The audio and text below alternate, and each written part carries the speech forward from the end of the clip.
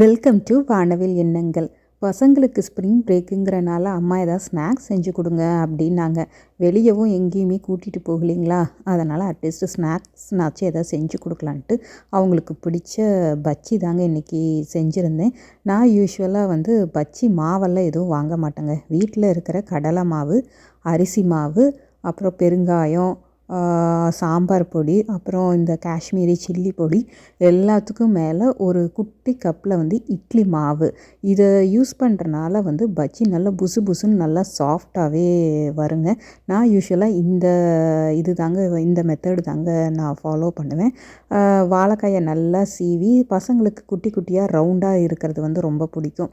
அதனால் அவங்களுக்கெல்லாம் ரவுண்டாக சீவி எடுத்துட்டு, எனக்கு பஜ்ஜினாவே நல்லா நீல வாக்கில் இந்த ஹோட்டல்ஸ்லாம் தருவாங்க பார்த்தீங்களா, அந்த மாதிரி நீளமாக சீவி போட்டு சாப்பிட்றது ரொம்ப பிடிக்கும். அதனால் எனக்கு அந்த மாதிரி சீவிக்கிட்டேன். இது தாங்க இன்றைக்கி எங்கள் வீட்டு simple lunch. Mushroom biryani, onion raita, அப்புறம் பசங்களுக்கு பிடிச்ச பஜ்ஜி. ஓகேங்க, அடுத்த வீடியோவில் பார்க்கலாம். வாழ்க வளமுடன், வாழ்க வையகம்.